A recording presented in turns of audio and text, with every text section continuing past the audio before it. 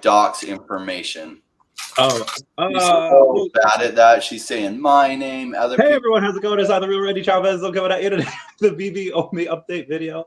Shout out to my my co-hosts, Crypto Rain and Doctor of Stuff, my bays, my friendos, my fam. How y'all doing today? What's going on, everyone? Hey, surprise! Looks like we're live. Yes, we are. And he did not tell us that he was. Well, yeah, that might have been my B. That might have been my B. It was like 8. I didn't want it to get to 8:01 because I had a stream the other day, and it was like 1 minute late, and I felt like Carl Weathers, as he's Apollo Creed, is like, last time Balboa beat me by 1 second. 1 second. It's very hard for a man of my intelligence to handle, and I didn't want to do that reference again this time, so I made sure we got on time at 8. So yes, we're here. How y'all doing? Everyone say hello to Dashi. Hello, Dashi. What's up, Dashi? So funny. Yeah, Dashi doesn't look that big there. Dashi is huge when you see Dashi in real life. Really? That's big boy. Oh, yeah. Dashi comes like up past your hip. I can't imagine him on the plane. What a pain that was. He's huge. He weighs a ton. Yeah, it's horrible. Yeah, he's not a little boy. It's a big boy. Yeah, there's a lot of, so we have a ton of stuff to go over today. It's going to go with VeVe's Guerrilla Marketing, then going over into spaces that have nothing to do with VeVe, to like, you know how when there's a really good batter up in baseball, and instead of intentionally walking the batter, the pitcher will be like, okay, let's throw him some swingable pitches, but they're all going to be balls, and attempt to swing at a bad pitch. And you intentionally walk the batter? No? Okay. Anyway, he goes over to these spaces and he's just like, hey guys, how's it going? Name is Ben Rose, coming in over from VeVe, not here to shill. Just want to let you guys know that I understand how impossible it is to get a comic, write it and distribute it and all of that. It takes a lot of expenses, it takes a lot of time and money. You don't know if it's gonna work. I just want to let you guys know you guys are doing a great job. No idea who these people are, but he goes over and that just leaves a good taste in everybody's mouth. That one, he says, again, not there to shill, but another, just how nice he is, giving people credit where that credit may or may not even be due. Just saying like, hey, I know how hard it is, even if their product isn't that good. The fact that he goes over and does that, I thought was really awesome. Have you guys seen him do that in other spaces? As he did it today on this for this company called D-Reader. Roach Wrights was hosting, had about 6,000 followers. D-Reader has 7,100 followers, and that guy Roach Wrights was a super team member that has 66,000 followers over on X. So how many of those people that were in that space are going to go in and say, like, you know, give VeVe their flowers or give a follow? Maybe a couple of them, but you do that in a whole bunch of different spaces, and suddenly you have a decent number of people that are suddenly interested and all that jazz. And again, that's one of the things that we'll talk about today. How are y'all doing? How's y'all's day? Is y'all preparing to get this Thanksgiving bread tomorrow? Yeah, I definitely am. Like headed out to see some family, and they are going away from the traditional turkey dish, and they're doing prime rib, and I am really looking forward to it. So I like the way they think. Let's make that contagious. Right. Yeah. So super stoked for that. And I just love Thanksgiving rolls too. I don't know what it is, man, but just rolls on Thanksgiving and all the pies. So trying not to put on 100 pounds. So that will be the goal. But yeah, looking forward to the festivities for sure. Oh, love that. I love my carbs. I love my butter on my carbs. So yeah, rolls are definite must. What about you, Rain? What are you up to? I love honey baked ham. I don't know if you guys have had that for your holidays, but honey baked ham is so delicious. Turkey is good if it doesn't get dried out. Mm-hmm. I had some turkey the other day at an event, and it was so moist, so amazing. Moist. And I was like, yes, moist is good. Yes. My friend Megan used to work for a honey baked ham, and we would get that a lot because she got them discounts, and those were great. Those are fantastic. Speaking of discounts, Ben was on a podcast the other day, VeVe Versum, his video, his stuff that he has over in Germany. He's all like, Ben, is there anything you want to announce? I don't know how a German accent goes. Yes, anything you want to announce that you have not announced beforehand, that you want to announce right here, right now? And he's just like, yeah, we hired our affiliate lead. We went and hired our, and he goes on and he talks about all the different sections that he has. Now, I don't know what the benefits package is going to be for the affiliates, because the affiliate lead is going to go over and talk about the benefits package to each. I guess it's going to be different for each and every content creator or each and every influencer that goes on and plugs us. Some it might be a standard package. It might be like, hey, if you reach X amount of dollars used, invested, or gems bought with your code, then maybe you yourself can get a discount on gems, something like that. We're not really sure, but he did say that the person that's in charge of the affiliate marketing program that they have built, it is a guy. He has built stuff like this before. He wouldn't exactly say where he's from, what part of the world he's from, what nationality he is, which would give us a little hints about who he is. But he did say he is experienced in this and building this type of program out. What are some things that you'd like to see in those affiliate marketing programs? Go ahead, Rain. Well, I want to, so there's some really big people out there that collect VeVe that have really big channels. We know a friend from Mexico that has over 10 million subs. And so I like the idea that they'll make unique agreements for a situation like that. There's also some big, like, what's his name, that does magic. He's like, come for the fun. Yeah. Andre Jick. And that has a lot of VeVe collectibles. And I would love it if they did something unique for those guys with major audiences. Be a big deal. So, and then maybe a general one for smaller YouTube channels and everything. But I wouldn't be opposed if they made some sweetheart deal for people like that with massive audiences, even if it meant it's way better whatever deal I would get. That's fine. I want VeVe to grow massively because I make my money from investments. YouTube pays me, I think, $60 a month or something. Depends on the month. $60 to $100 a month. It's negligible. But VeVe doing well means my investments will do well, and that's what I'm looking forward to.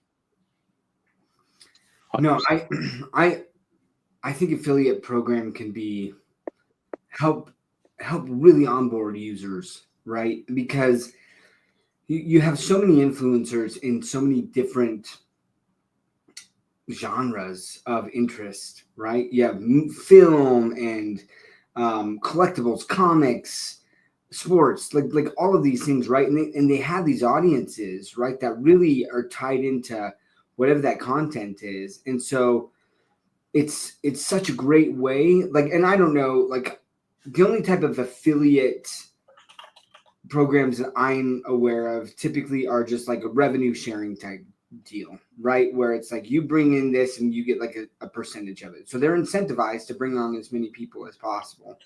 And it's a win-win, right? Because look, a lot of those people, they hear about VeVe and they'll check it out and maybe they'll buy something and then they just won't come back. But there's going to be a lot of people who are like, hey, this is pretty fun, right? And then they get introduced to the community and that takes on a life of its own as well, right? It's just like, oh, like there's this crazy like community out there that just totally like loves collecting and gets together in real life events, even outside of VeVe events, right? They'll get together. I don't know. So I'm looking forward to that, and I think it's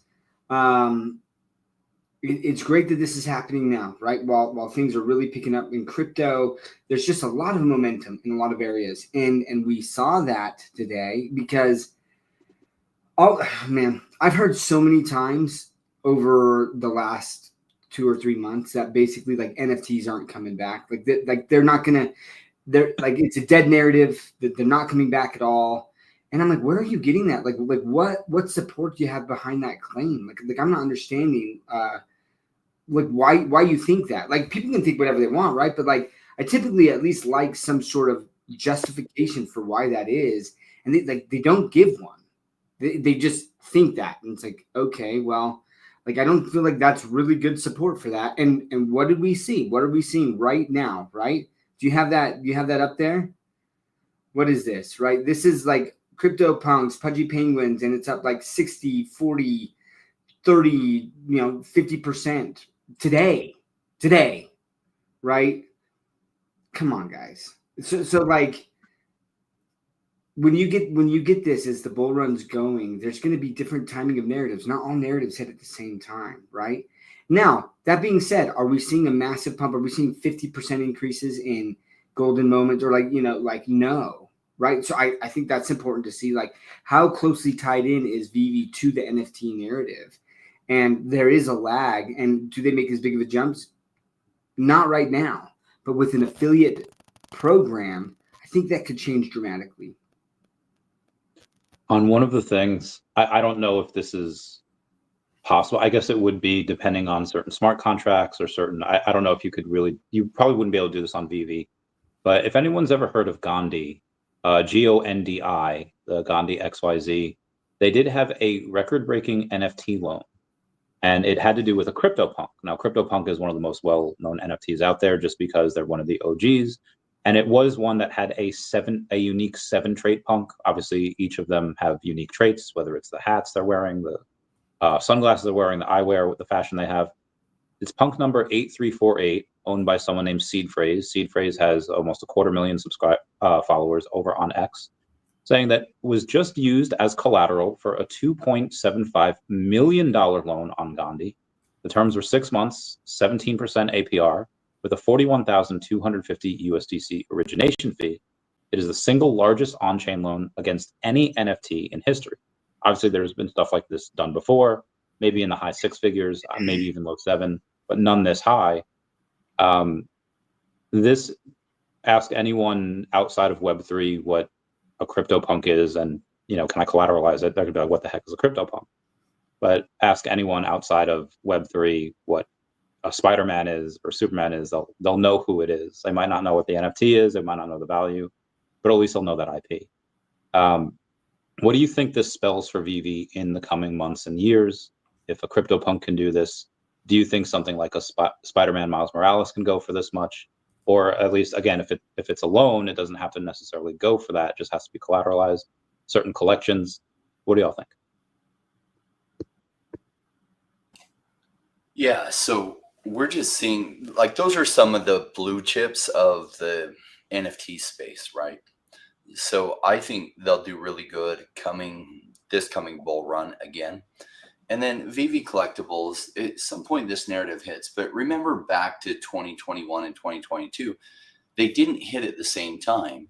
Bored Apes ran mostly September, October, November, and went absolutely crazy.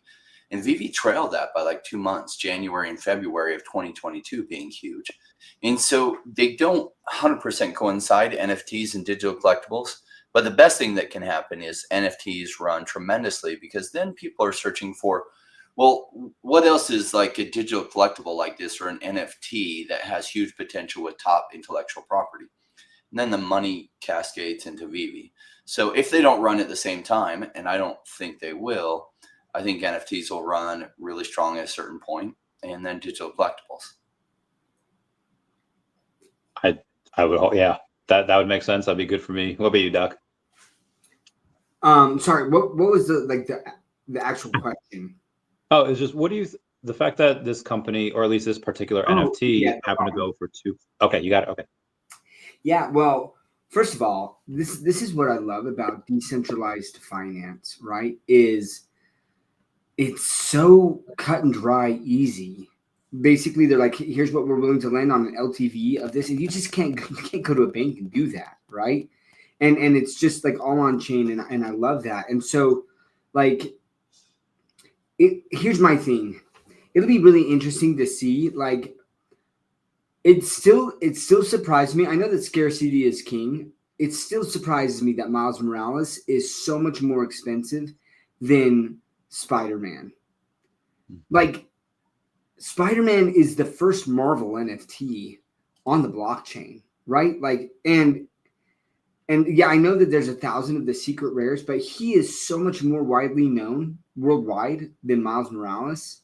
So when you look at like scarcity, I think it'll be interesting if the digital collectibles narrative happens and there is this broad adoption.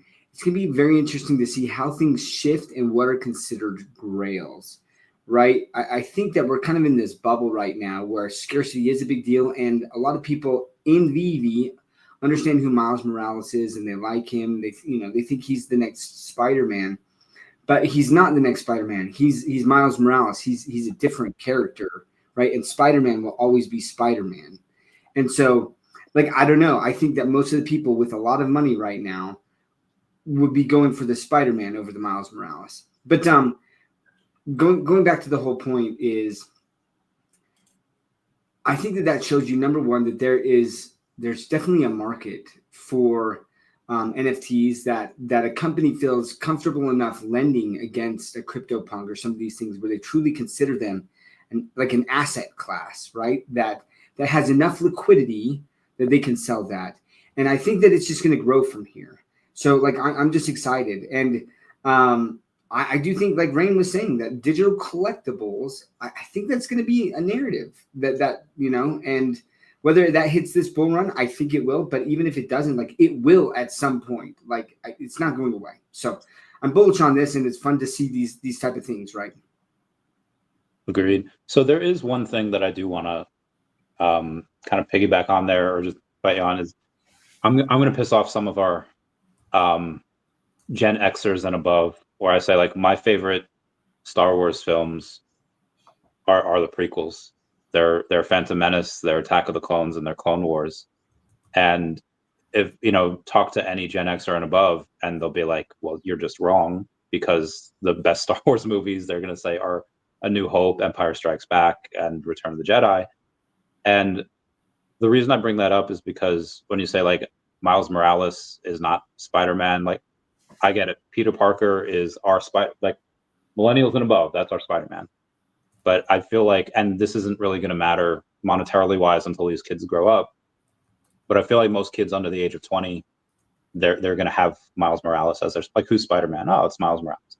Now, maybe because there's been a lot of the trio that they've marketed, which is Miles, it's Spider-Man, Spidey and his amazing friends, where they have Peter Parker Spider-Man, they have Miles Morales, and then they have Spider-Gwen, or Ghost Spider now. But I feel like at some point, I don't know if that changes, and in 20 years later or 30 years later, we're the minority and we're like, oh, Peter Parker. And then all the young kids are like, whatever you say, Grandpa. And then I'll be really sad. But obviously it'll take some time for that to change. But I feel like that the motions are set where that is possible and that could happen. Even though I agree, Peter Parker is my Spider-Man. I love it. Moving on after that, we've had well, I guess for the Omi is My Home show, we haven't talked about Omi yet. Omi has updated to correct numbers on both CoinGecko and on CoinMarketCap. They are now pretty uniform with that. I wonder why. Why now? Why wait so long? What are the consequences of them doing that? What are your thoughts, gentlemen? Well, Omi, a lot of people, like, if you scroll in the early part of the chat, right, people, like, just frustrated, right? RADG, Omi, I don't even have words to express how deep it hurts. Seeing almost everything pump in Omi, nothing. No communication from Ecomi, no hope for exchanges, no hope for nothing, just empty roadmaps and no articles. No new incentives to hodl the token anyway, see ya. So what he's describing is feelings of hopelessness. This is where the market often gets most people and shakes them out at the bottom, because he's describing how he feels about everything, but he's not right on that. There's no hope for exchanges. There's no communication from Ecomi. That's not happening. There is some communication from Ecomi, and we understand why there isn't more communication from Ecomi. And the SEC hasn't changed hands yet. Trump is not president. We don't know what the clear rules are. Until there's not going to be a whole lot of communication from Ecomi. because they don't want to put a bullseye in their back. And why I have to keep explaining that, it's okay. People, it's hard to override emotions with logic. And this is why most people don't make money in crypto, because they get caught up in feelings. Feelings are something else is running up 10x and they want to chase where it's hot, and they sell what they feel like is dead. Now, if you actually look at the analyticals behind VeVe as a company, it's one of the strongest companies in crypto. How strong is their token associated with them? We would all love to see it closer tied, but there's some reasons why there's some distance there. There has to be under the current SEC, because if they get deemed a security by the SEC in a lawsuit, which is just like, we're going to arbitrarily say you're that, and we're going to take you to court, and the SEC has endless money and companies don't. So companies sometimes go bankrupt fighting the SEC, or they settle for some huge amount that really hurts them and puts their token in a bad situation. So it's better for them not to pop their head up while the machine gun is still firing on their position. Cool. So I understand why they're not talking a whole bunch, and I don't want them talking yet. So now Trump just announced that he's probably going to hand cryptocurrency over to the CFTC, because the SEC has been very irresponsible in their governing and not putting out regulatory clarity and just taking companies to court. Their actions seem to say they just wanted to hold back crypto and control it rather than make it clear so it could bloom and blossom within the United States. Cool. So maybe the CFTC has been a lot more friendly to crypto. We'll see what happens. Hopefully there's clear guidelines. They're putting a lot of utility and use case behind the token, which is cool.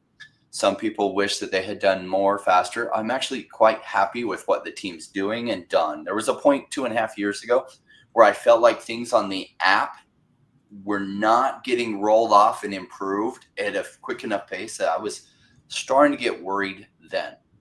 But the actual company, their team, and what's happening with it is amazing. Some people have this relationship effect. When people get into relationships, and women do this more than men, but men also do this, they start to like tick off of like, start to build resentments with everything that goes wrong. And they don't really look at what's gone right.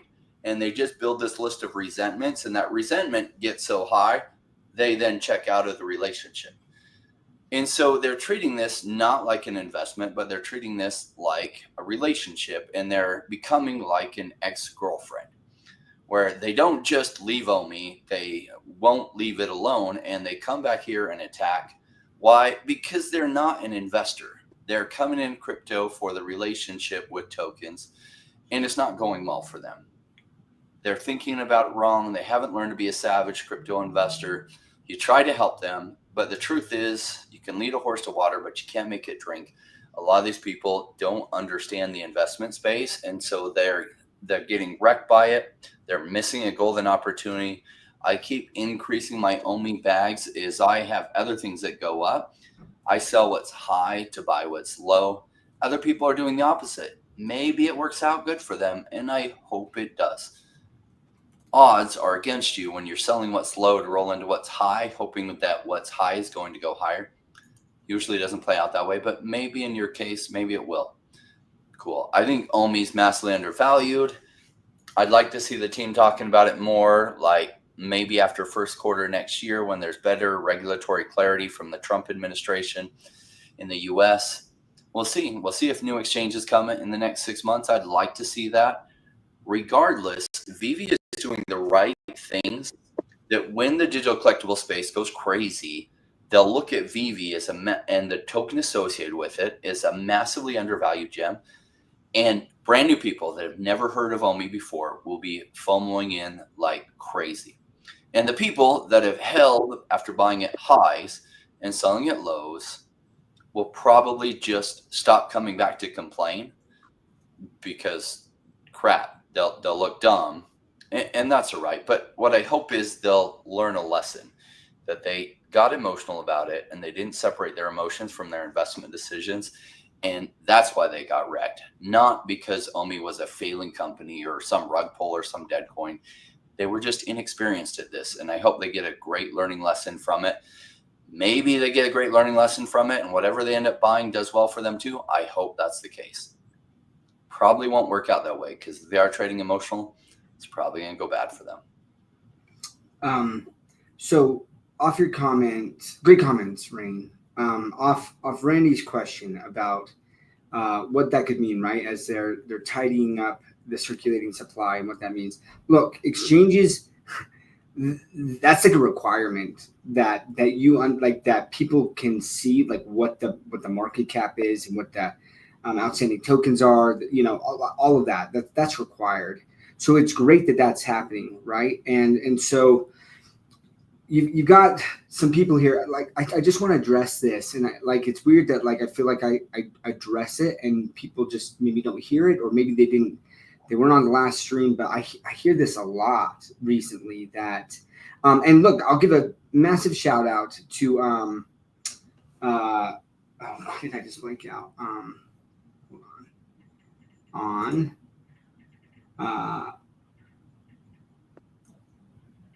I just blanked out on their name. It'll come to me. It happens. Anyways, one of the comments that people are saying is just like, you know, this regulation thing is just an excuse, and we're seeing all of these other tokens that don't have utility, and they're listing on these exchanges, and so like why can't OMI? It's just a cop out, right? And the first thing that I'll say is that anyone who says that has not spent enough time truly researching this space, like the regulatory space and the environment. That's all I can say, because like there's so much evidence like against that statement there, right? And the example I give is, just because someone is speeding and they don't get caught initially doesn't mean, number one, that they won't get caught down the road, and number two, that doesn't mean that it's okay for us to speed, right? It's still against the law. Some people don't get caught. And sometimes like the police are looking for certain people or certain car types or whatever, right? They want to make a bigger splash. So they're looking for the Corvette as opposed to the minivan that's speeding down the road, right? But at the end of the day, like token burns and some of these other things that VeVe talked about and actually like marketed and things at one point, that would have made them a security, and they're just trying to play it safe as they get more regulatory clarity. Now, one of the reasons I keep bringing up utility is because the OMI token was made to become a utility token, and once it has that utility, it's a lot less likely that the SEC would. And look, the whole regulatory environment is going to change, but up to this point, it still hasn't changed. FYI. We don't have a new administration. Gary Gensler is still at the head until January 20th when he resigns, right? And he could, as a big, you know, screw you to the industry, still issue some Wells notices and initiate some lawsuits. Like, he could still do that, right? So, like, for people to pretend or to believe that, hey, like, things have changed, like, they are changing, but it's not there yet. We still don't have regulatory clarity in the space. We need that. The CFTC, some of the heads there, I've listened to some of their talks, way more level-headed, like way more reserved in their approach. They want to tackle it and do it correctly, right? As opposed to Gensler, that I think that there was a lot of political motivation from the banking industry really to do that. And so what I don't want to see, and basically like where I was going with my initial comments was like, one of the major posts was like, hey, here's some people who have been targeted and given Wells notices by the SEC, you know, and it's like XRP and Cardano was issued a Wells notice, and Uniswap and these things, and like, look, they're still going, and I'm like, true, but like lawsuits take a long time. Like, how long has XRP been in a lawsuit that's just barely getting resolved? Like 5 years, 6 years, right? Before we got a determination, and the court fees on that. Do you know how much XRP could have built out if they didn't have to spend $200 million on court fees? Why do you want that? Look, like the example I give is Stoner Cats. That's like they got targeted by the SEC, and the Stoner Cats were like, we can't fight this. We don't have the money to fight this. And so everyone lost. I don't want that for VeVe. And that can happen, guys. Like, that's the reality is, yes, VeVe's making money, but they could literally just look and be like, you know what? We're not going to go through it. We can't, like, we don't know for sure. And so we're just going to fold. How is that good for anyone? Then at that point, the token's worth nothing. And VeVe's like, kind of like, you got to sit there and think through that whole thing. And so when people say, like, you got to look at it from like a non-biased perspective, like, I am looking at it from a non-biased perspective. Look, I still invest in some tokens that, like, I'm like, look, if the SEC targets them, tokens going to zero, right? Because it's probably a security. But there's a lot of speculation, and they're kind of like under the radar. And so the likelihood that they get targeted, not so high. When you have a project that's connected to Disney, to Marvel, to Star Wars, that's a big splash that the SEC would love to have in the headlines. So that's just my thoughts, guys. But I'm telling you, I really, really understand that space.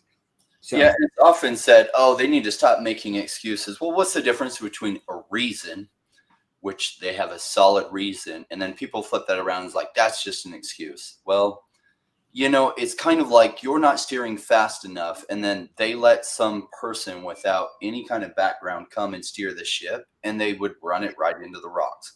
So thank goodness cooler heads are prevailing, because if they followed your advice, that would be disastrous. So if you think they should go that way, cool.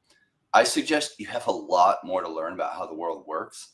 You just do. You don't understand business at that level. Why do you think of all the NFTs? Why did Stoner Cats get targeted? Oh, because 2 celebrities started, really big celebrities. So they had a big target on their back. They're like the sexy Lamborghini going down the road, and they got targeted. So all these little mamby-pamby, like low cap altcoins, cool. They don't get targeted, but someone like VeVe with partnerships with Disney would be like a Lamborghini going 15 miles an hour over. Oh, it is going to get targeted. And so you can call it whatever excuse you want. If you don't see the reasons behind it, cool. We're going to see how this plays out. And you that are betting against Omi, cool. Like, why are you here? There's lots of things you could be tuning into. Why aren't you there? Also, to address it, it's like, MK, you're like, oh, if people don't agree with you that I talk down to them. When they use emotional arguments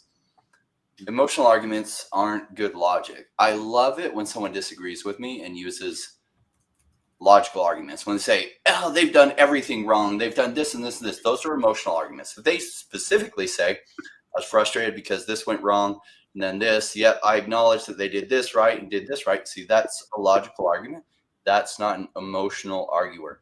Somebody arguing emotional isn't going to get very far with me, because what they're doing is just saying, I'm mad, and therefore I'm selling. I think everyone else should sell. Cool.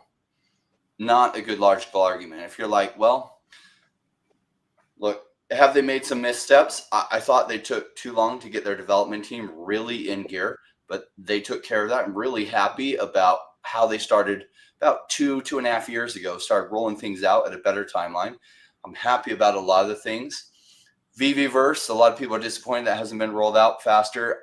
I don't think the VeVeverse has to happen for this bull run to do really well for Omi. So I haven't put much hopes on that. It hasn't impacted me or at all if that's been delayed. Cool. Have they done some things wrong? Look at their competitors. Most of their competitors are out of business, and yet VeVe isn't. And those that are getting like really anti-VeVe, you don't even factor that in, which says you're acting emotional. This is an emotional argument. I've had a lot of people argue with me that they're out of Omi because this is a second cycle token. And you can make those arguments. Cool. And we can discuss that in a little bit, which I think we're going to. Cool. Like, maybe Omi isn't for you. Maybe Omi isn't your homie.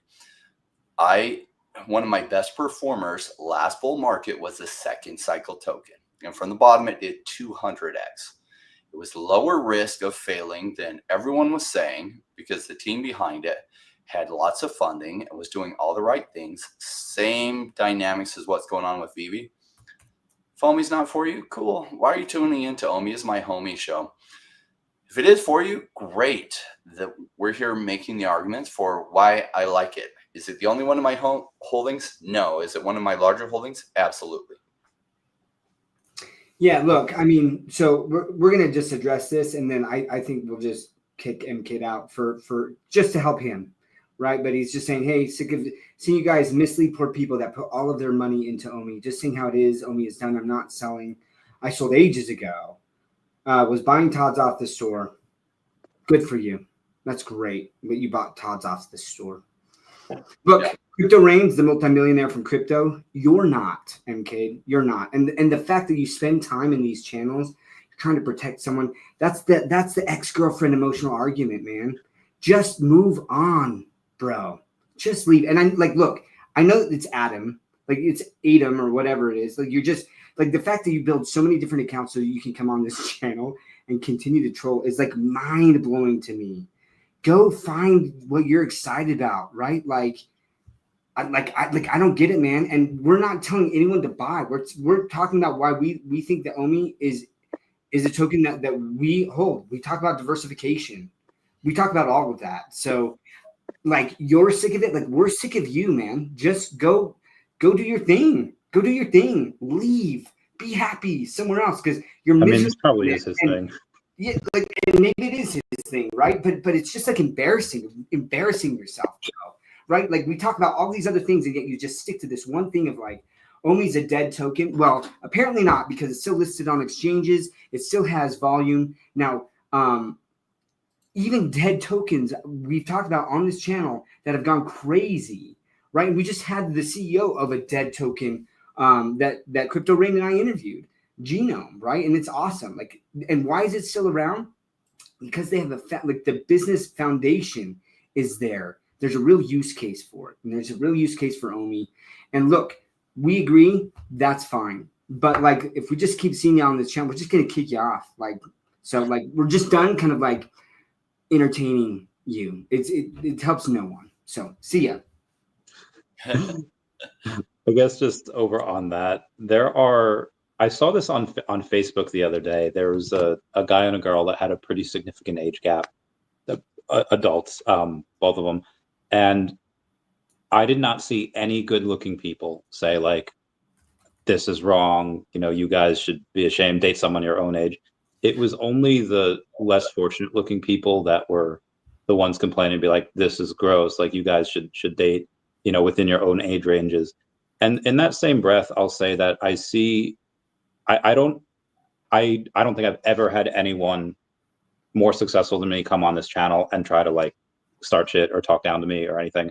It's always the people that are unsuccessful in their own ways that typically don't have anything else better to do. And maybe that's why they're like that. Maybe there's a correlation there. I don't know. It's embarrassing. Anyway, it's just embarrassing. Sorry. Look, I mean, I think I'm carrying some baggage in from real life into this. Like normally, like this, like I can address this normally. But man, just move on. Just move on, man. Just get out. Yeah, that's all I gotta say. I'm done. So, speaking of some successful companies, and this goes towards the NFT run here, we had NBA promote NBA Top Shots the other day. The first time I've seen them post about that in a long time. And the New England Patriots talking about NFL all day. That in conjunction with what you were talking about before, with NFTs making a comeback. You have McDonald's and Pharrell Williams partnering with Doodle. When Omi's turn, when VeVe NFTs market out, we have seen some marketing from Ben and the VeVe team already. The VeVe team, I think, posted like 10 videos in 7 days on their channel. Granted, 6 of those videos happen to be from Metaverse Life, which Dr. Stuff was the main star in one of. And but when other types of marketing? When do you guys think marketing for the token and all that jazz?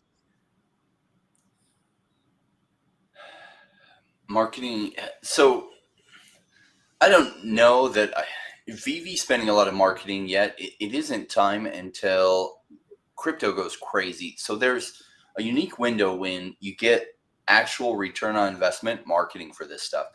So NBA Top Shots, when they launched in 2020, nobody was paying attention. They were paying people with packs in order to talk about it on YouTube channels, even smaller YouTube channels. And they were struggling to get any marketing. So major NBA license, they're trying to get their name out there. I heard from somebody who was there. I was going in and buying moments for super cheap. I bought a LeBron James for like $78 or $58 or something. That later in the bull run went for like $22,000. It was going for as the floor price. And, I bought a bunch of packs, got another LeBron James, out of a common pack. It was a common LeBron James, but there are only 1,000 of them. It's later going for almost $30,000.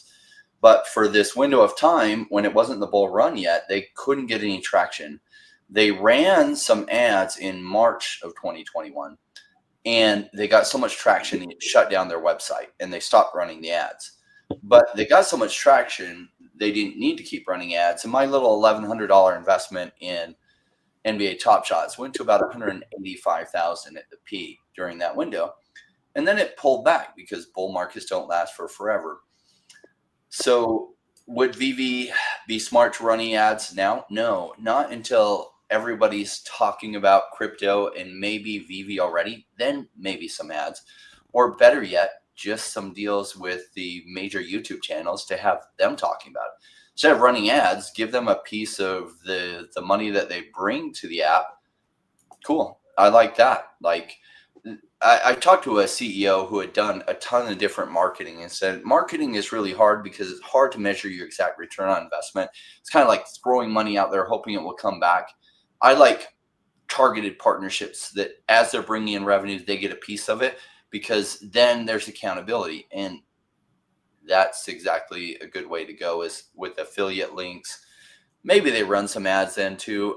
I think enough people will be talking about it because of the major IP. People love Batman, Spider-Man, DeLoreans, Back to the Future, Ghostbusters, like all this major IP anyway. When people can show it in augmented reality, when everyone's talking about the new digital revolution, the Web3 revolution, and crypto's going crazy, they're going to be sharing this stuff. I don't know that they'll even need to run ads, but I do like affiliate sponsorships. Yeah, look, like advertising like of Omi, I think the best way to do that is really through the affiliates, these influencers talking about like, hey, listen, there's this app VeVe, it's fantastic. And typically what you're probably going to see is a discount on some of these collectibles if you go onto the marketplace stacker and you use Omi to get it, right? Because there's that 10, you don't have that 10% cash out fee on stacker. And so people are willing to undercut the floor on VeVe in Omi, right? And so like that's an easy way to kind of market the token, but you need accessibility. And like, that's like, to really start talking about Omi, you've got to be able to buy Omi on stacker with a credit card, truly. Because a lot of the people, right, that are going to want digital collectibles, like there's two different people. There's the crypto people who really understand NFTs, Web3. You need them, right?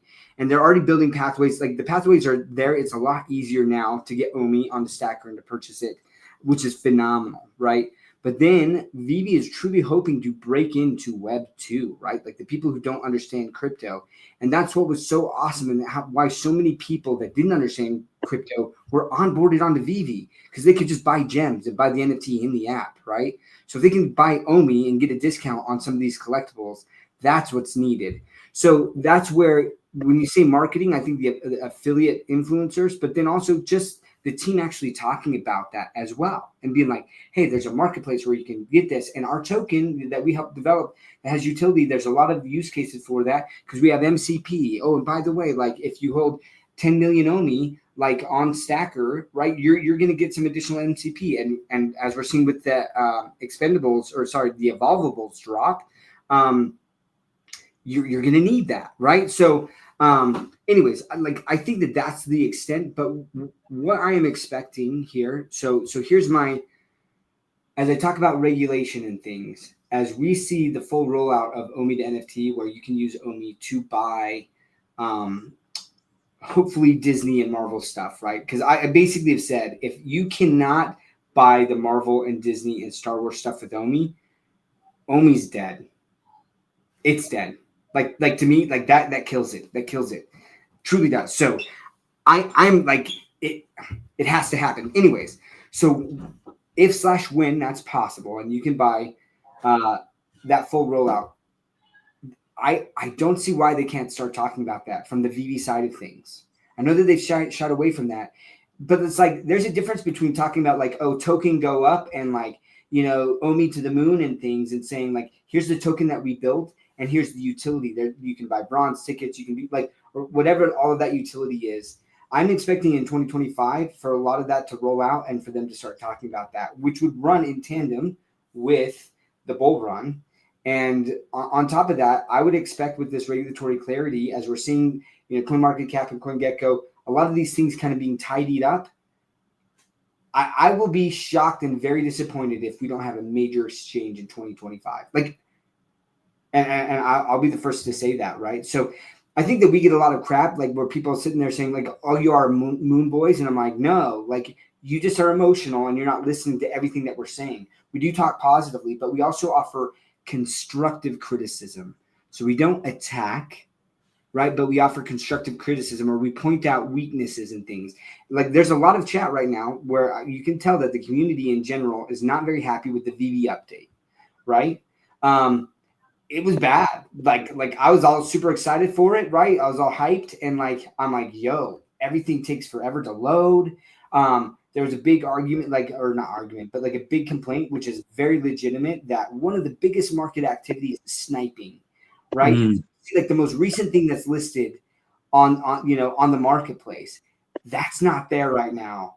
I was like, you guys are killing your revenue, like that's a. But listen, one of the things that I was very impressed with, and I think it's important to point that out, right, is they did a video right, or like very soon after, right, where he basically addressed, he got Mitch on and he said, okay, why did we roll out the app? What was the purpose of it? Why did we need a V2, right? And they explained, they're just like, we needed consistency between the aesthetics for marketing between the app and the web app, right? But then also like they built it kind of like modularly where they can stack things. So it got rid of some technical debt that they had, right? And so that going forward, they're able to implement a lot more things that they're going to be doing. And we've already seen, there's already some patches that have been being made. So, but I was so impressed with how Ben just took that right on, right? Took it on the chin and said, hey, like I hear like the feedback and thank you. And that's, our channel talks about all of this, right? There's been a couple moments where I lost it, where I like, when I thought that Matt Groening's signature had been taking off the Bart and Homer golden moments, right? And I was like, if they can alter that, I'm like, I'm done. I am not touching VeVe anymore, right? Like, so I'm a realist here, and I'm just offering you my point of view. And again, none of this is financial advice, guys. We talk about these things. We love interacting with the community, but at the end of the day, you have to be the adult and make your own decisions. So off the soapbox. I want to share one thought on like the OMI token. So I would have agreed with that sentiment that if they don't make Marvel things viable with OMI, that the token is dead. I saw something last bull run, which I didn't expect, that updated my thinking on tokens associated with projects. So I wasn't holding a lot of the Sand token or Mana token, these metaverse plays, right? Because the only use case of the token was that you could buy some things in their metaverses with them. And I thought, gosh, that use case is really weak. And at the time, I thought use case was everything.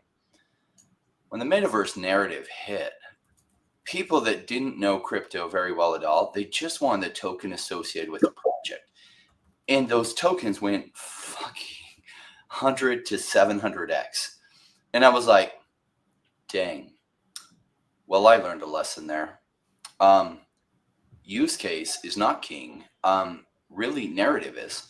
And so, like, when the narrative hits, and I think it does at some point, I think OMI goes crazy anyway. Would it be nice? Well, yeah, the full utility is not going to be there if you can't buy the major brands that people want, which is Marvel and Disney and other things.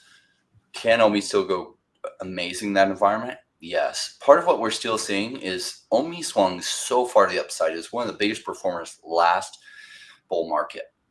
And guess what? When the pendulum swings too far to the left, it swings too far to the right. And it swung way too far to the right. And that has a lot of people still getting shaken out, and that's okay.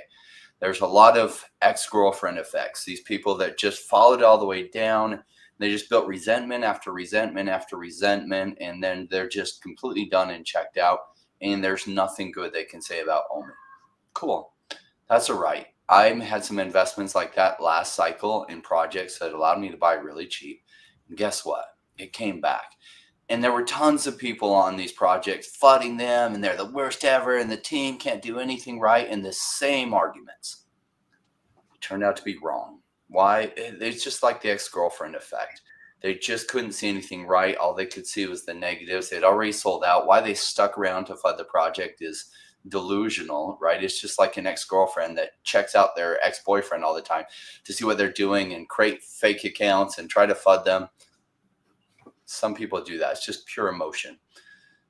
Yeah, the bull market is going to come again. VeVe as a company is pretty sound. There are some things that could take VeVe down. I would not like to see a lawsuit from the SEC. That wouldn't be good. I don't know that it'd take them down. It would severely hurt them. I think they're taking good actions. I think Omi's set up right. I'm really excited about the future. I think we've even seen the bottom. If you saw me covering the Omi token the last number of weeks with Paul on our Wednesday shows, I showed a breakdown in the token price, and I said, it's really cheap right here, but I think it's going to go even cheaper. And then it did. And I said, the chart still looks like it hasn't bottomed yet. And it went even farther. The chart may have bottomed. So we saw a strong wick down, like an anchor that took it down to 0.00, what is it? 0003. Yeah, like 3025. I think that was the bottom. And 3025? 0002? Yeah. Yeah, it had someone that had like dumped it almost to like 00020, and then it like went right back up. It happened in like 45 minutes. I didn't know that. Okay. Yeah. A few people called that as the bottom like a year ago, which is funny. It did hit that point. So cool. Now, will it turn around from here? I don't know. I'd say the trend is up. That the crypto narrative has started. The early bull run things are running. People are starting to wake up to crypto, and it's going to continue to cascade. That doesn't mean Omi's ready to run really hard yet. Some other things will probably run first. And at some point, this narrative hits, and I think it hits big. And then Omi reverses from here and does a crazy, incredible climb. Yeah. I want to go and talk real quick about Dr. Stuff. You brought up the app, and where Ben had the VeVe in general had this quick response. And this is, I've thought for a minute about not even bring this up, but I feel like it should, just for conversation. Almost as soon as Ben got on board, I think he was on stream with Dan one day, and he said, yeah, we recognize that we could have communicated better about the VeVe-verse. Right, Dan? And Dan said, yep, all right. And as soon as this app came out and all the complaints started coming in, he brought the person responsible, Midge, and said, hey, what's going on? Can you explain this? Too strong, explain. And the fact, like, that shows that there's nobody safe from like that public, hey, explain yourself deal. And maybe some of these things that they could have explained away, maybe like, hey, we did this for X, Y, and Z. These are the reasons why that happened. And Mitch obviously had part of that. But I am thoroughly enjoying Ben going in and having people explain, or at least answer to why some of these things were done. I don't know at one point, does that tip the scales and be like, okay, maybe this is a little too far, maybe this is a little too much. No need for this. You just talk to them in private. What do you guys think about that?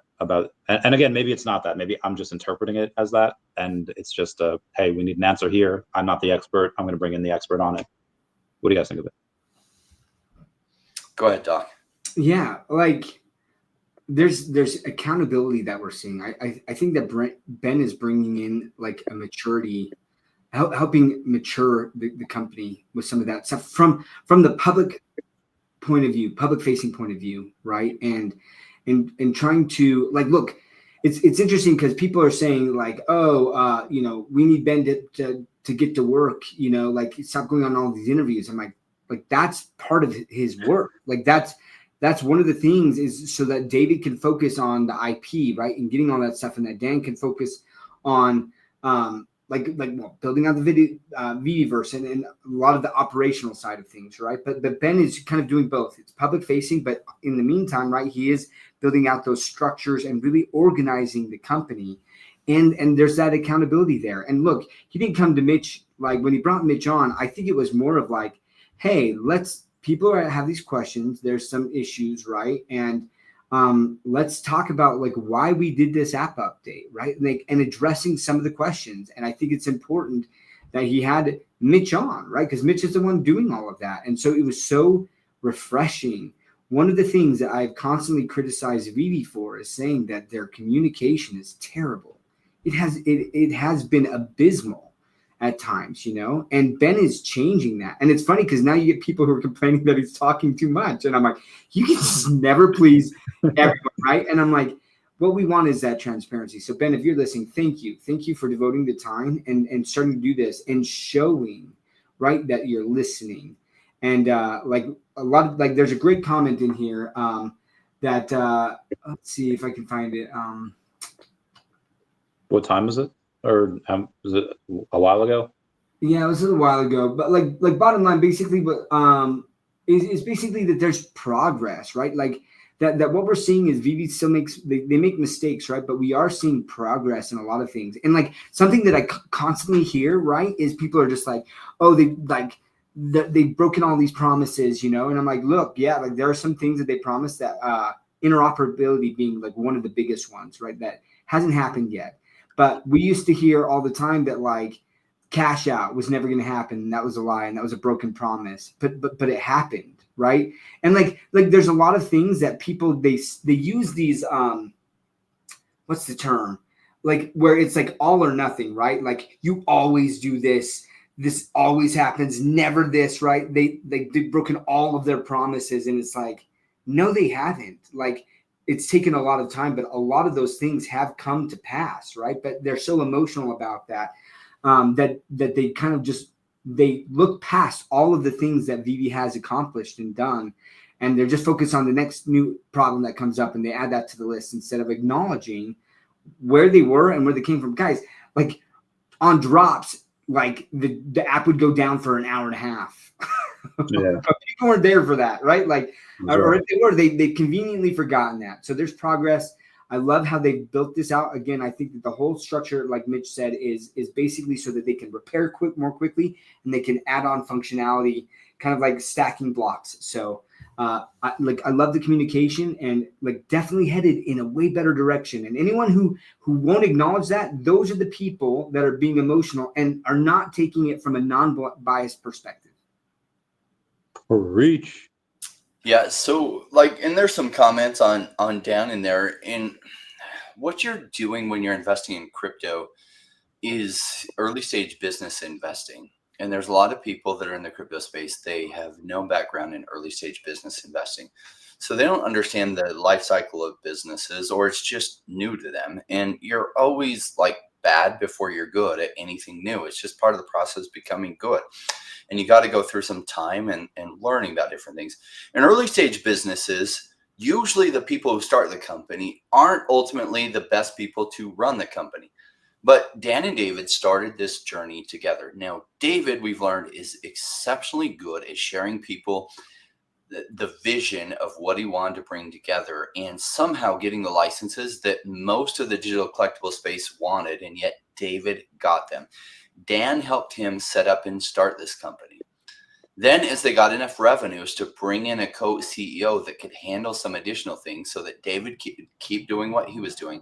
And I think a lot of things got thrown over to Dan that weren't within what he was really good at, but that's what he had to handle. And he did his best at handling them, but not within what like his technical background was. And so they've now got the right people for the job. And then they've got Ben handling what he's handling. And this is just kind of the next stage of business growth.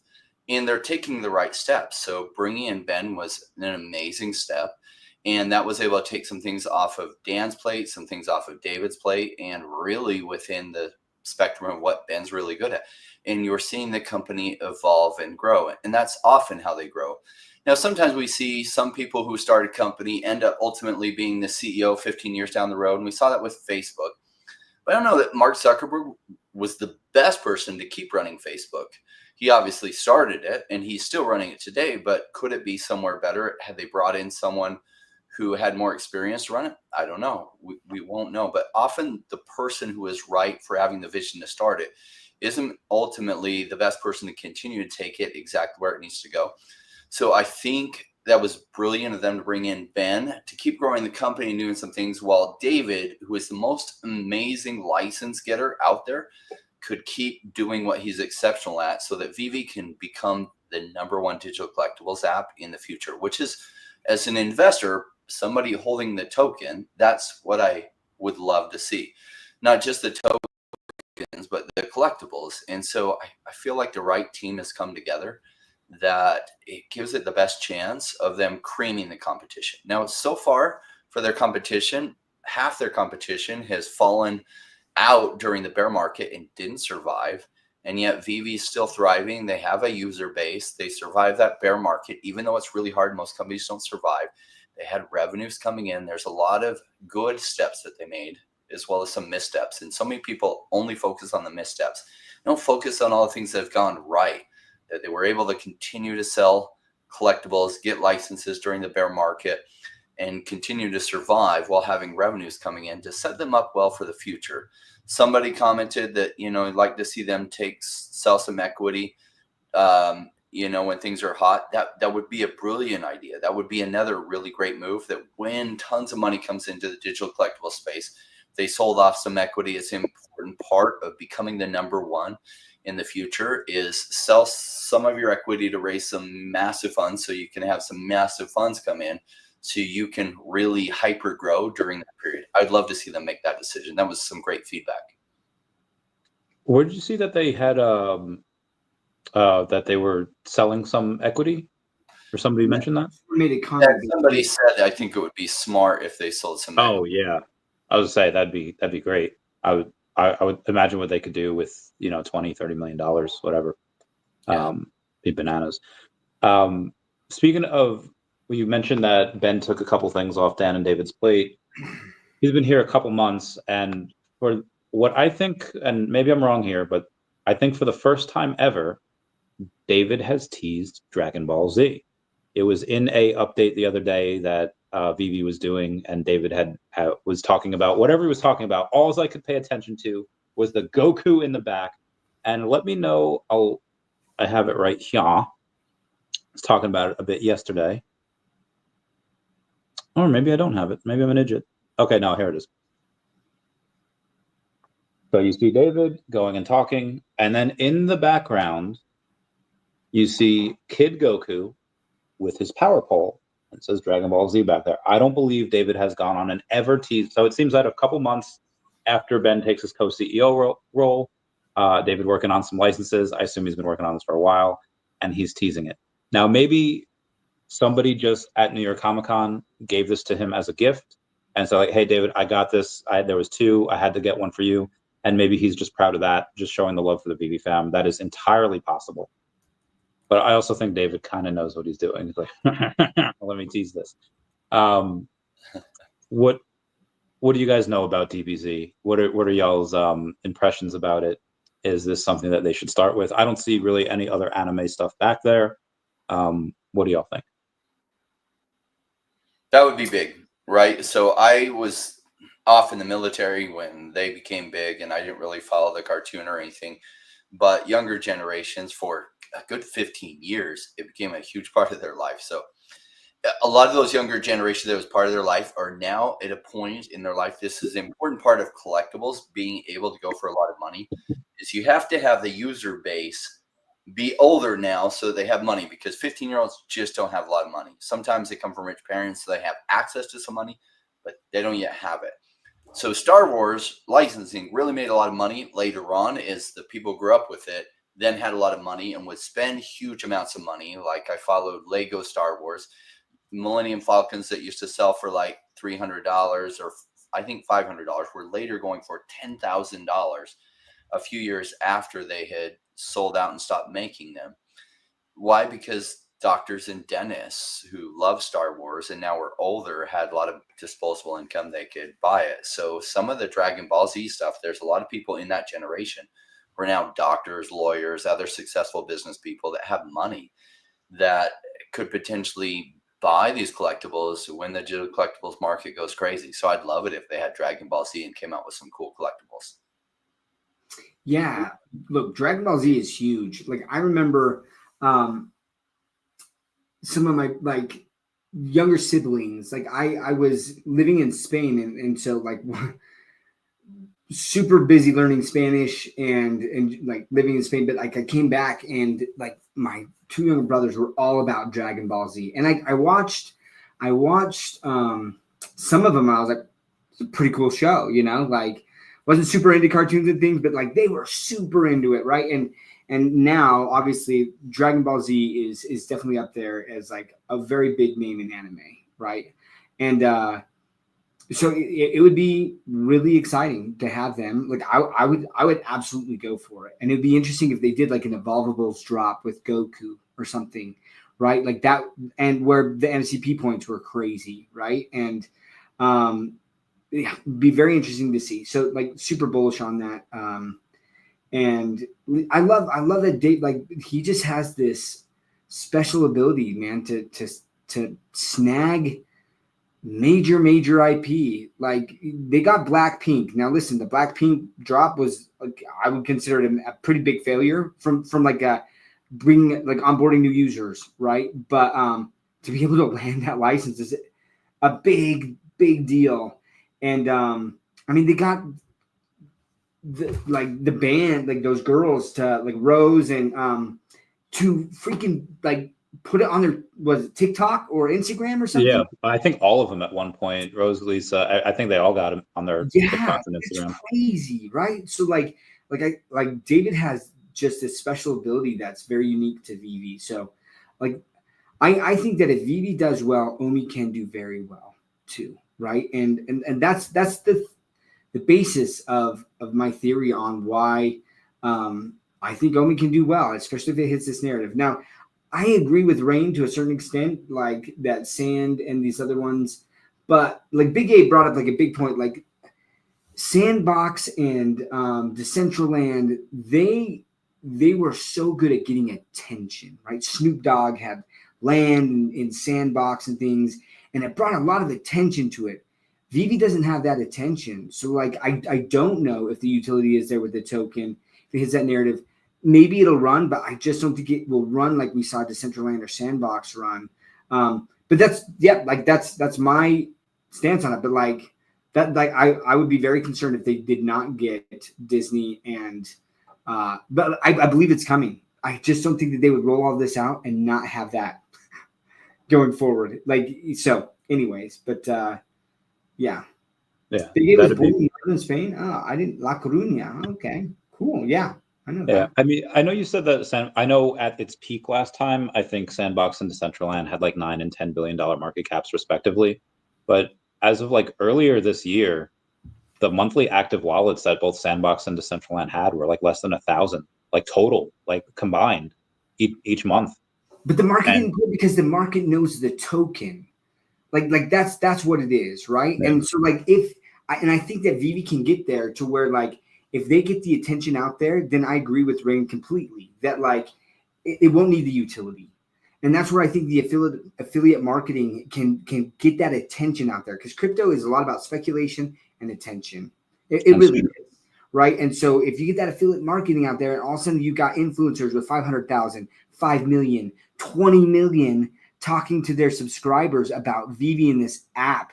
Oh, and by the way, they have friends on, you know, Real Madrid or Barcelona, or, you know, like, and those people are posting on their Instagram videos of Captain America, right? That's going to catch the attention. That's when it goes absolutely nuts, because then if you look at the cascade, like Pokemon cards going crazy with a few big influencers talking about their collection, and then as money pours into this space, then they're talking about how much it went up, and that causes massive numbers to come in. So somebody mentioned earlier, it's like, oh, they need to do this so they get the old VeVe users back in. They don't need the old VeVe users. The old VeVe users will come back when everybody's following into the space. They don't need the old people. Sure, would it be nice to have them? What they need is a massive flood of people coming in. And if they start doing an affiliate program and they get some influencers talking about it, and then those influencers bring enough attention that some of the things in the app start going up, then they're going to be talking about that. Oh my gosh, my VeVe portfolio just doubled. Then a whole bunch of other influencers see that going on. They're like, wait, how do I get it?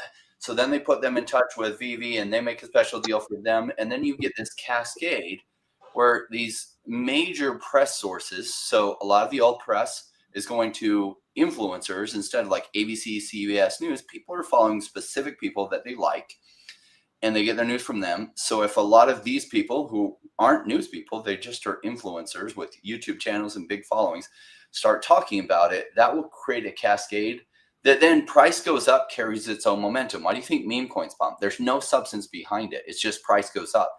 They're playing the price goes up. But I like to play price goes up with things of substance that actually have something to show. Like, okay, you can take these collectibles, put them in augmented reality, turn them around. You own that collectible with a major IP brand. There's something of substance there. And there's enough tangibility that I think the probabilities are much, much better than random meme token, and so that's why I place my bets on things like VeVe. And the right things are setting up that there can be a cascade that people can't even imagine. And as VeVe goes crazy, Omi goes crazy because people would just want to buy the token associated with it. It's just how crypto works. Oh, what's the token? I don't want to worry about buying all those collectibles. So this is what I heard from some people related to Sandbox and Decentraland. I don't want to buy all their collectibles. I don't care about that. What's the token? Okay, buy button, $10,000.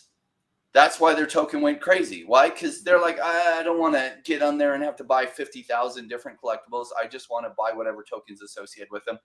Buy button, buy button, buy button. And they were buying Mana and Sandbox. And I was there like, oh, damn. Well, I had some of the tokens, but hardly any compared to what I could have had because I didn't realize that tokens with almost no utility could go crazy if the narrative hits. And the what is it called? The metaverse narrative hit, and Decentraland and Sandbox were well positioned in that when the narrative hit, and people were just buying the token associated with the big names in that narrative. I do think this is the first time the digital collectibles narrative really hits. It hit a little bit last time, and we saw some prices really pop off, but everyone wasn't running around saying digital collectibles, digital collectibles. It kind of got the NFT narrative. I think this time digital collectibles has its own narrative. So I like numbers. Maybe it's because I have a touch of autism. Maybe it's because this is what helps make me successful. But when you take a look at a lot of those numbers on Sandbox and Decentraland, like you guys are talking about, the amount of just focus on the NFT trades, and I know NFTs aren't the token, but NFT trades, there's like 1,500 a month between both of them, Sandbox and Decentraland, on a monthly basis. We have like 10 times that. Monthly NFT volume is typically less than 500,000 for both.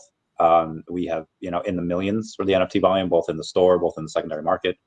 Again, the amount of wallets that are active on there are very low, less than 1,000. Discord members, they actually beat us on.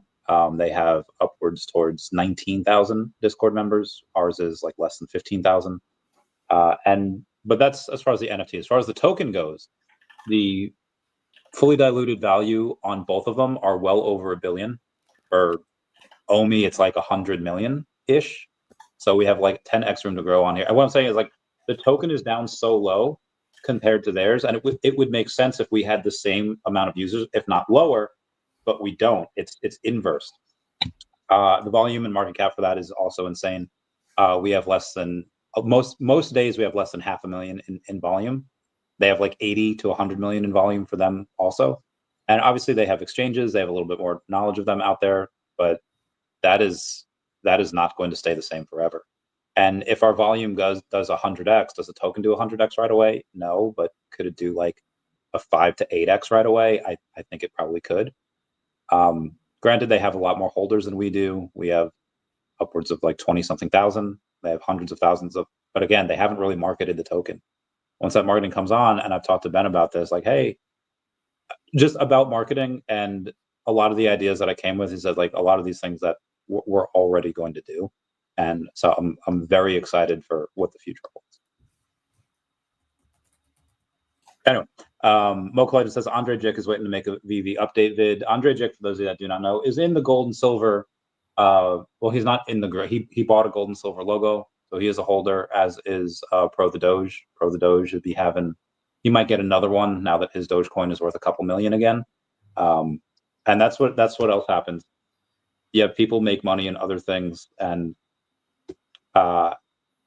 maybe they won't spend $1,000 on the OMI token if they only have 10,000 in extra capital. But if they make money elsewhere and suddenly they have 100,000, then yeah, they'll throw in a couple G's.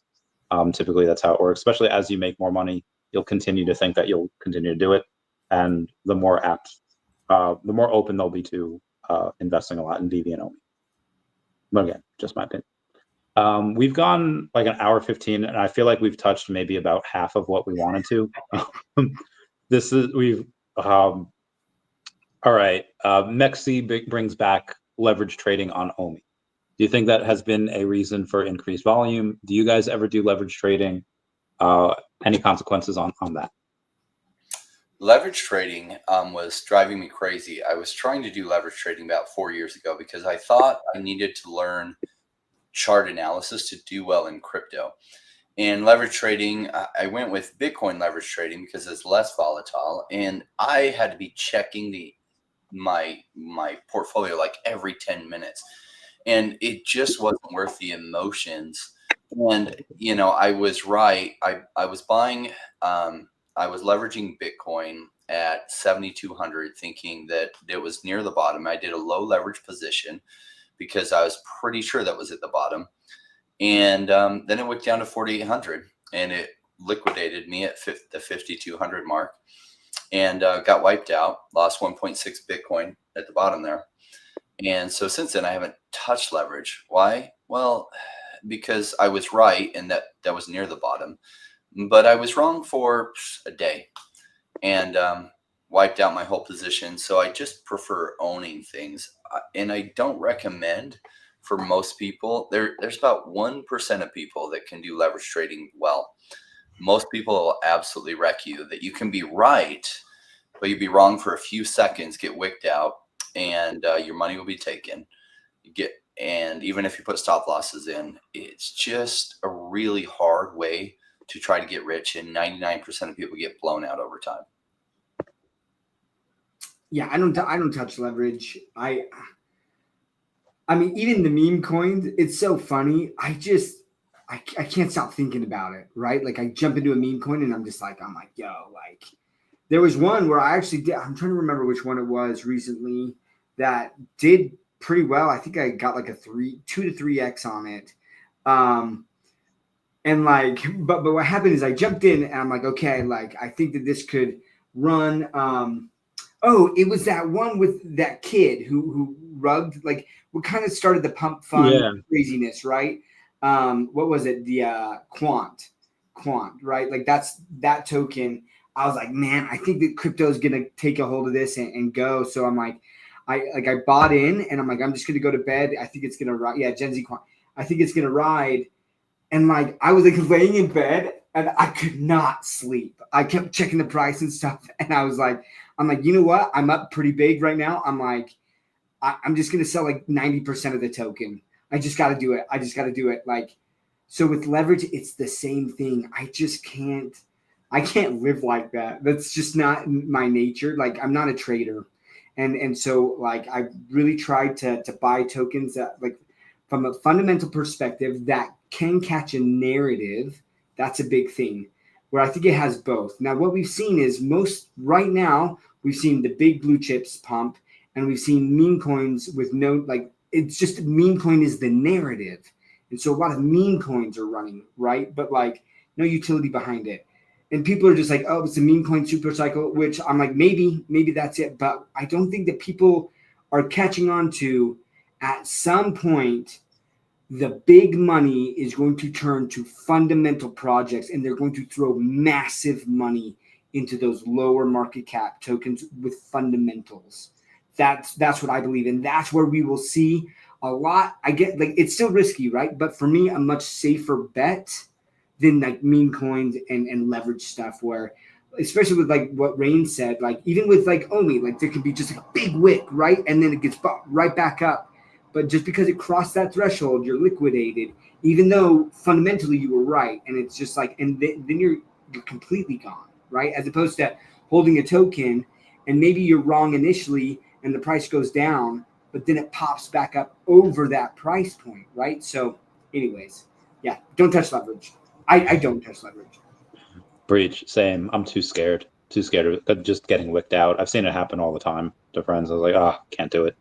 One of the other things that we had was the team was posting a ton last week of all of those bananas after the Sotheby auction had ended.